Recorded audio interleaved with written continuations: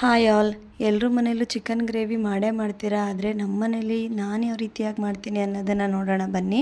ಮೊದಲಿಗೆ stove on ಮಾಡಿಕೊಂಡು ಪಾತ್ರೆನ ಇಟ್ಕೊಂಡು ಆ ಪಾತ್ರೆ ಬಿಸಿ ಆದಮೇಲೆ ಅದಕ್ಕೆ ಸ್ವಲ್ಪ ಎಣ್ಣೆ ಹಾಕಿ, ಎಣ್ಣೆ ಕೂಡ ಬಿಸಿ ಆದಮೇಲೆ 2 ಚಕ್ಕೆ, ಲವಂಗ, ನಕ್ಷತ್ರದ ಹೂವು, ಪಲಾವ್ ಎಲೆ, ಸೋಂಪನ್ನ ಹಾಕಿ ಚೆನ್ನಾಗಿ ಫ್ರೈ ಮಾಡಿಕೊಂಡು ಹಾಗೆ ಸಣ್ಣದಾಗಿ ಕಟ್ ಮಾಡ್ಕೊಂಡಿರೋಂಥ ಈರುಳ್ಳಿನೂ ಸೇರಿಸ್ಕೊಂಡು ಕಲರ್ ಚೇಂಜ್ ಆದಮೇಲೆ ತೊಳೆದಿಟ್ಕೊಂಡಿರೋಂಥ ಚಿಕನ್ನ ಸೇರಿಸಿ ಅದಕ್ಕೆ ಸ್ವಲ್ಪ ಅರಿಶಿನ ಮತ್ತು ಉಪ್ಪನ್ನ ಹಾಕಿ ಚೆನ್ನಾಗಿ ಮಿಕ್ಸ್ ಮಾಡ್ಕೊಳ್ಳಿ.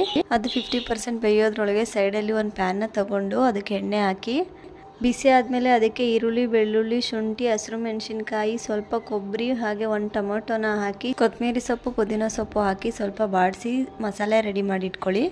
ನೆಕ್ಸ್ಟ್ ಸೈಡಲ್ಲಿ ಚಿಕನ್ ಬಿಟ್ಟಿರೋ ನೀರೆಲ್ಲ ಡ್ರೈ ಆದಮೇಲೆ ಅದಕ್ಕೆ ಸ್ವಲ್ಪ ಅಚ್ಕಾರದ ಪುಡಿ, ಧನಿಯಾ ಪುಡಿ, ಗರಂ ಮಸಾಲ ಹಾಗೆ ಸ್ವಲ್ಪ ಮೊಸರನ್ನ ಆ್ಯಡ್ ಮಾಡಿ ಮಿಕ್ಸ್ ಮಾಡಿಕೊಂಡು ಅದಕ್ಕೆ ರುಬ್ಬಿಟ್ಕೊಂಡಿರೋ ಮಸಾಲೆನ ಹಾಕಿ ನಿಮಗೆ ಎಷ್ಟು ಬೇಕೋ ಅಷ್ಟು ನೀರನ್ನ ಆ್ಯಡ್ ಮಾಡಿಕೊಂಡು 5 ನಿಮಿಷ ಬೇಯಿಸಿ ಕೊನೆಯದಾಗಿ ಕಸ್ತೂರಿ ಮೇಥಿ ಹಾಕಿ ಸರ್ವ್ ಮಾಡಿ.